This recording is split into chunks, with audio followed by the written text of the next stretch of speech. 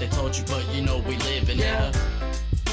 We're living the kingdom life. My God keep blessing, yeah, you know that we just chillin', man. Living the kingdom life. You see me blessed, no, I never will be stressed, yeah. We're living the kingdom life. I don't know what they told you, but you know we live in it. Living the kingdom life. My God keep blessing, yeah, you know that we just chillin', yeah. We're living the kingdom life. You see me blessed, no, I never will be stressed. We're living the kingdom life. I don't know what they told you, but you know we live in it. How many know that there are cycles of that curse going on in this very county? And they just keep going. And they raise their kids to believe that. And their kids raise their kids to believe that. And their kids raise their kids to believe that. And they can work that system to make themselves feel like they're getting ahead. They know just what to do.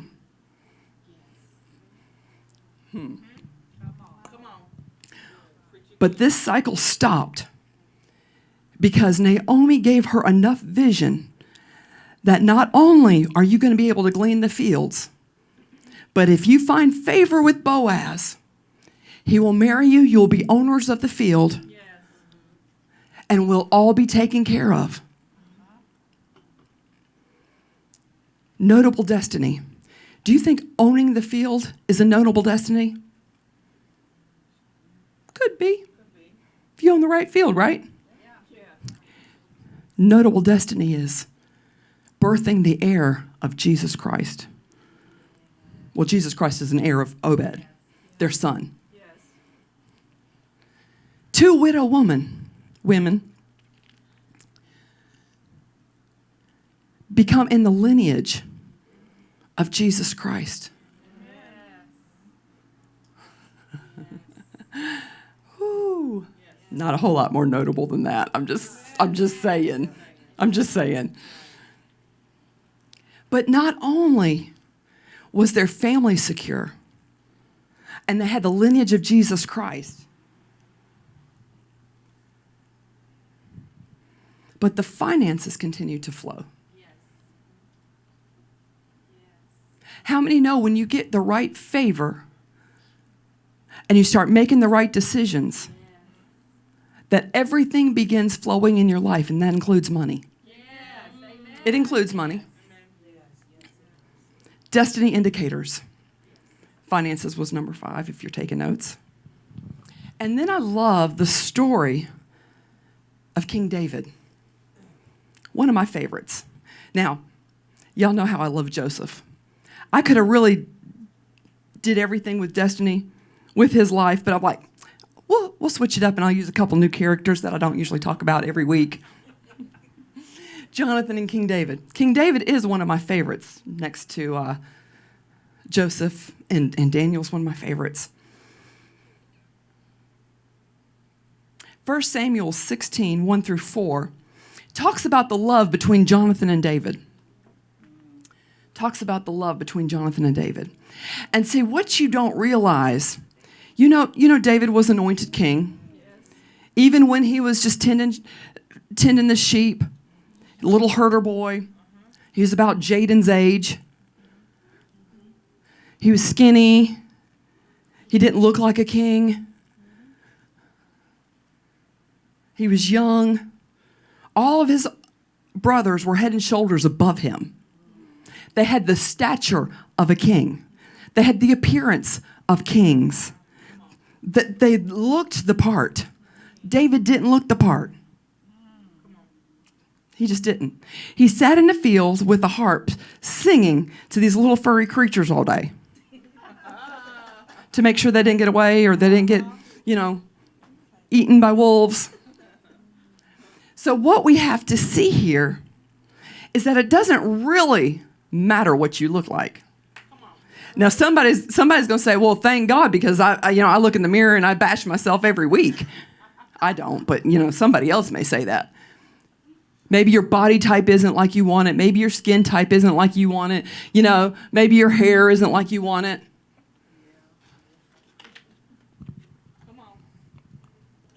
David didn't look the part.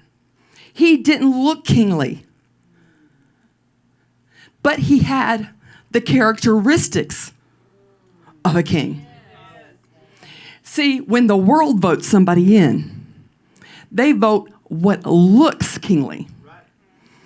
Maybe do they have the pedigree? Do they have the education? Do they have the right suit? Do they have the right talking points? Do they do well on camera? Because, it used to be, shaking hands and kissing babies. Now it's, do they have the right talking points? The right media spin? When your heart is right and you have the right characteristics, you may look like the underdog, but God will send a Samuel that hears from the Lord, that has a voice. Oh, shikatata. That'll take that horn of oil, and he will have the boldness to say no every time something counterfeit comes by. Nope, that's not the one. Nope, that's not the one. I mean, these days you've got to have that almost that discernment with jobs, with spouses, with friends, with investments, with career options. You got to have something inside of you that says, nope. It looks good. It looks like it's the full package.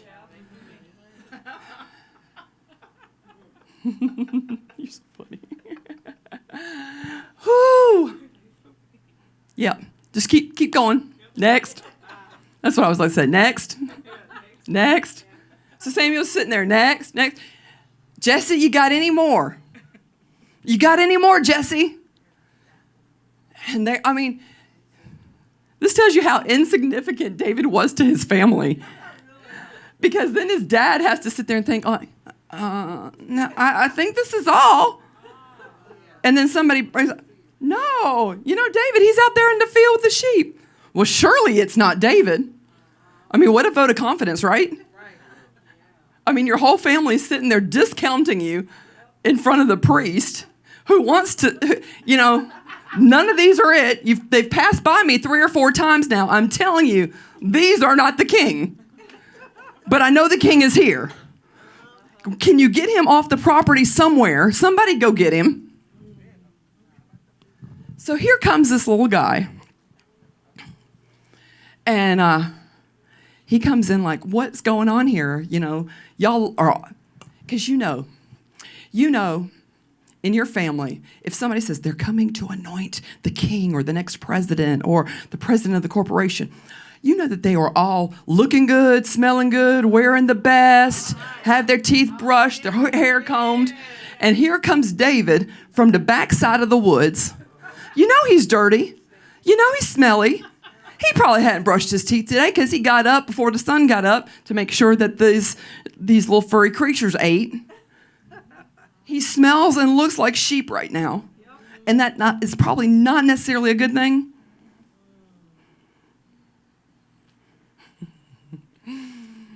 So you got all these kingly men in their best suits coming, and you got this kid who's playing on the backside of the woods. And he comes in, and he's dirty, he's filthy, and he walks by, and his dad's. I can see Jesse sitting in the corner like, this was a mistake. I knew they wouldn't take him by his bedroom to wash his face and put on a clean shirt.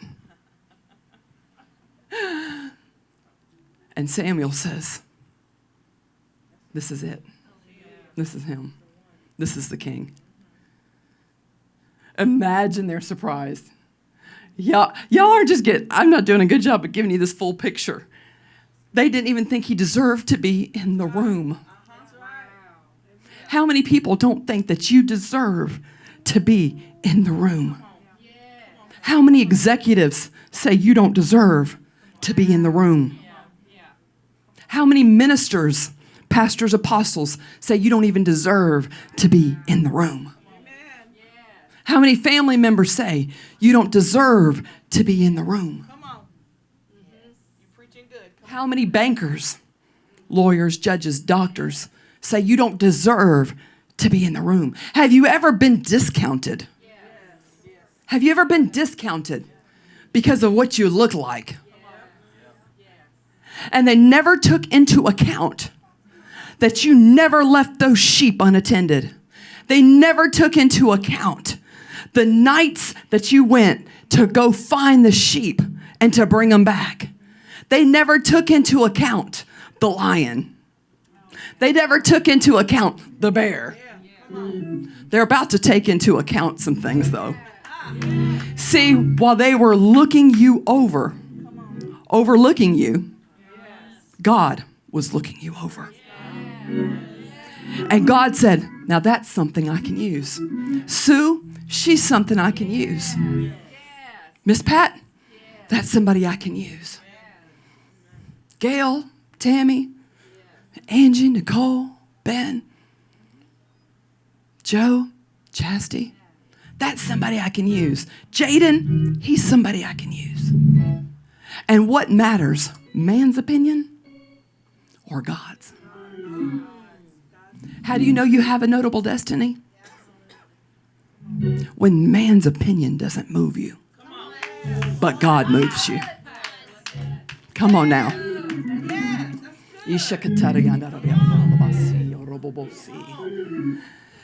So David has this friend.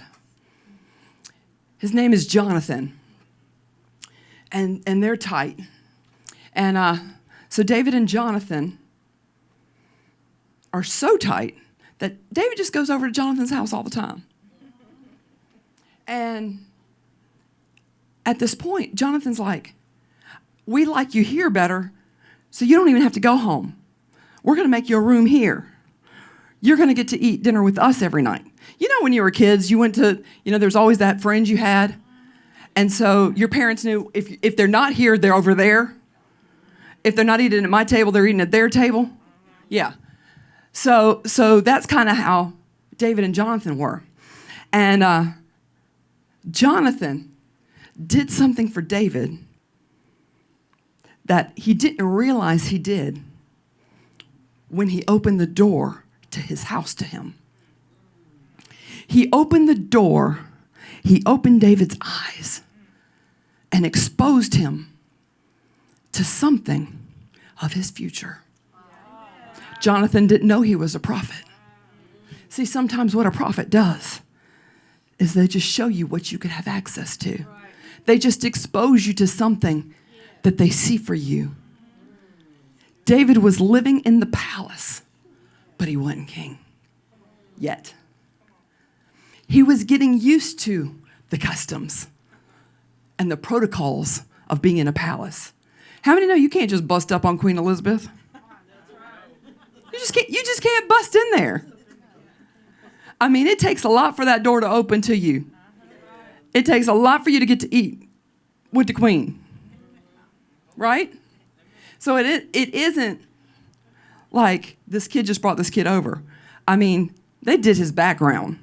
They had to make sure that he wasn't stealing other people's chickens and lambs. They had to make sure that, okay, now you can come eat. But this is how you dress and this is how you act when you're at the king's table. Because there will be foreign dignitaries here sometimes.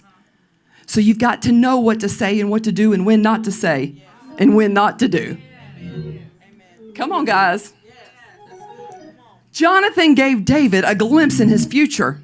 And see, the word talks about how they were friends, brothers. A brother from another mother. There was something that connected them that they couldn't quite put their finger on. But see, I told you about following, and I told you about covenant. See, Jonathan and David had this covenant. Why did they have a covenant? Because they fought for each other. They were willing to die for each other. They had each other's back. Jonathan, multiple times, because Jonathan's dad got so jealous of David that he put a price on his head. He wanted him dead. tried to kill him himself several times. But, David was, streetwise. He'd been with the sheep. So when he saw that weapon coming, he knew exactly what to do.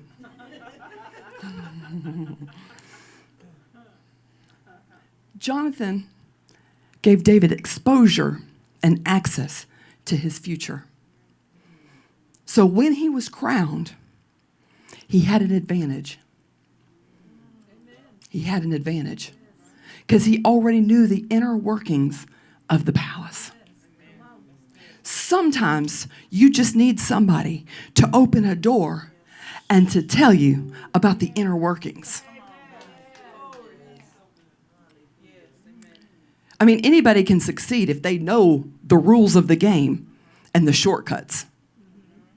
That's what Jonathan gave him. He gave him that edge because he knew the back passages. He knew the guards. He knew the wait staff. He knew the people. What if when you went into that thing, that dream that you have, you knew all the inner workings? When you got there, it was just access granted. So you start reading in 1 Samuel 19, 1 Samuel 20, 1 Samuel 23, that they fought alongside each other. Not only did they fight alongside each other, they fought for each other. And sometimes, to get to your destiny, you need to have somebody who will fight for you, will fight with you, and will fight for the dream. Will fight for the destiny. They see that in picture. They're all in with you. If you've heard me speak very much, you know that sometimes you have to go all in to win. Do you have anybody who will go all in with you? See, there's a lot of people in your vision and in your dreams that are like scaffolding. What do you do with scaffolding? When you build a house, you put scaffolding up. You put scaffolding up until the foundation and the structure of the building is built.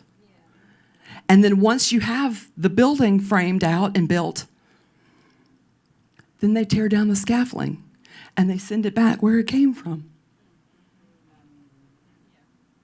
So a lot of you have experienced scaffolding. And you tried to build a lasting relationship and a dependency on something that was never meant to be permanent in your life. Yes, it helped you facilitate the building. Yes, it was needful. Yes, it was strong. Yes, it was a support, but it wasn't permanent. It was temporary the whole time. The engineer knew it was temporary. They don't build that structure thinking the scaffolding is going to stay in the middle to hold it up. They build with the intent that that scaffolding is going to be taken down and it's going to be returned. How many have relationships in their life that they thought were permanent, but they were scaffolding? See, what you have to learn is you don't need to curse the scaffolding for doing what the scaffolding is supposed to do. The scaffolding isn't meant to be permanent. The scaffolding is meant to get you to a point where you are strong enough to stand on your own. And if in that point you don't stand or you crumble because the scaffolding comes down, then you weren't built correctly. We need to quit crumbling every time something departs from our life or organization, because it wasn't meant to take you all the way. Now, there are some pillars, there's some foundation, there are some stones, they're meant to stay. They're permanent.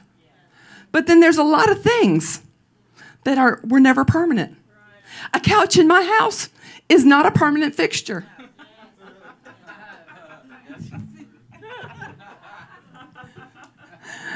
Because sometimes I change them with the seasons.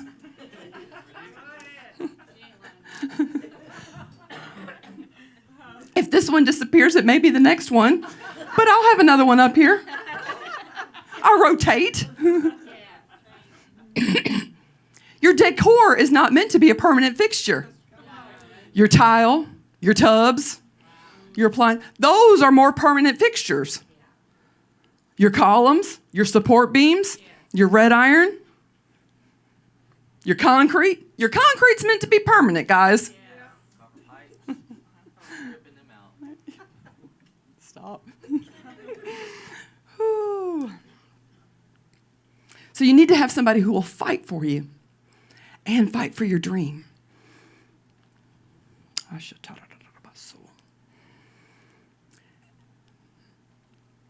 So with these destiny indicators, these indications that you have destiny on your life, does anybody in here have a destiny? Yes. You fit some of those indicators? Or you know that you're right along in the line. Maybe it hadn't all happened for you yet, but you can see it. You understand it maybe a little bit better now. Well, there's some destiny releasers.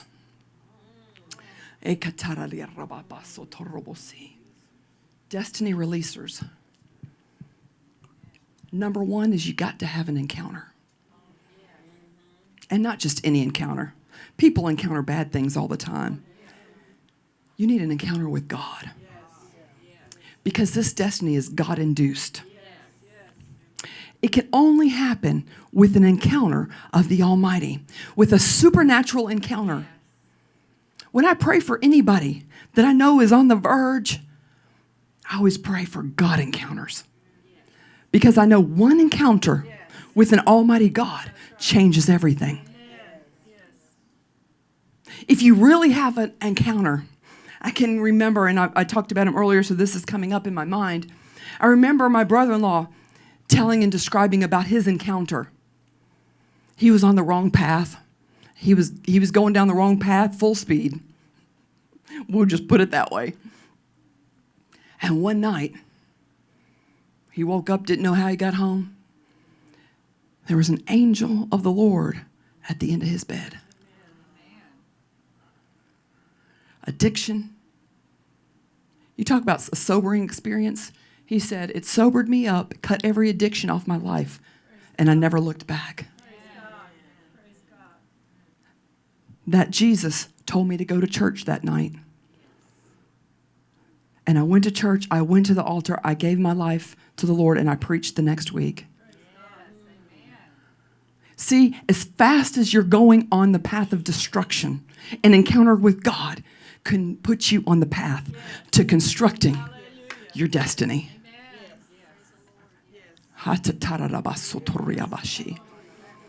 So you need an encounter with God, a God-induced encounter. You need to know the name above all names.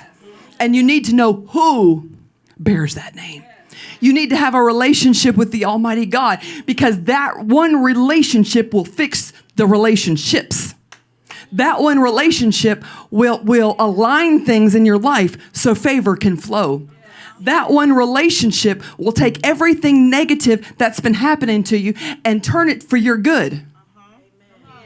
And I know you're thinking, I don't know how all of that stuff can be turned around for my good. Loss is not good. Destruction's not good. Prison is not good. None of these things are good. Well, He's an almighty God for a reason. He turns all that stuff around and He gets the glory. And He brings you out with a magnificent story. Another destiny releaser is an engineer. An engineer. And I know you're probably thinking, I don't even know if that word is in the Bible. I don't either. It's a description more than it is anything else. An engineer. What does an engineer do?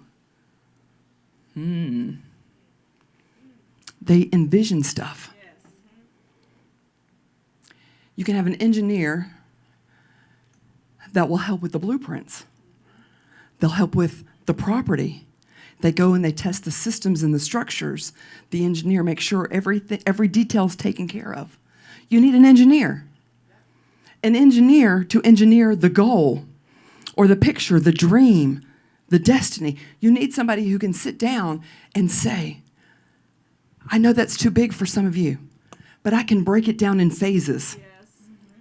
Because the engineer will tell you, well, you have to have the foundation poured. You have to have the framing. And so they do it step by step by step. And as you pass the steps, then they reveal the rest of the next step. Right. So you don't need to know what to do number 55 until you've completed 1 through 54. That's right. Some of you guys have jumped ahead because you're trying to figure out how you're going to do 55 and you're on 5. The step is go to 6. And then go to 7. How do you eat an elephant? 1 bite at a time. Hi, Lynette Dutton here. I want you to follow me on social media. I'm on Facebook, Instagram, LinkedIn. I'm on some others, I'm sure.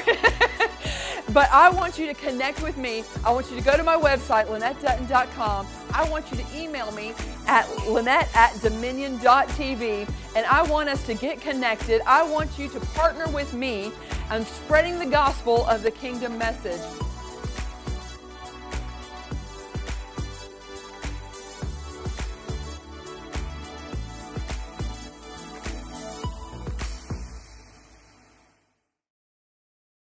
Hi, Lynette Dutton here.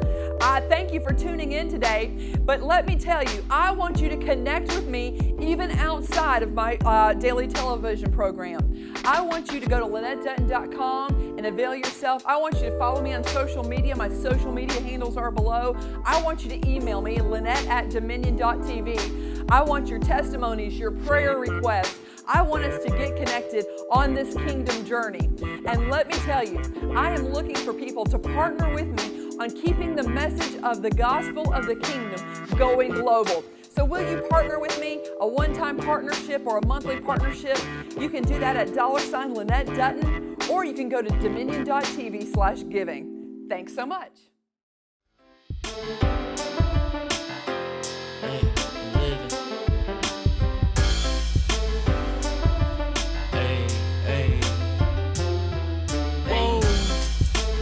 Living the kingdom life. I don't know what they told you, but you know we living it. We're living the kingdom life. My God keep blessing, yeah, you know that we just chilling, man. Living the kingdom life. You see me blessed, no, I never will be stressed. Yeah. We're living the kingdom life. I don't know what they told you, but you know we living it. Living the kingdom life. My God keep blessing, yeah, you know that we just chilling, man. We're living the kingdom life. You see me blessed, no, I never will be stressed. We're living the kingdom life. I don't know what they told you, but you know we living it.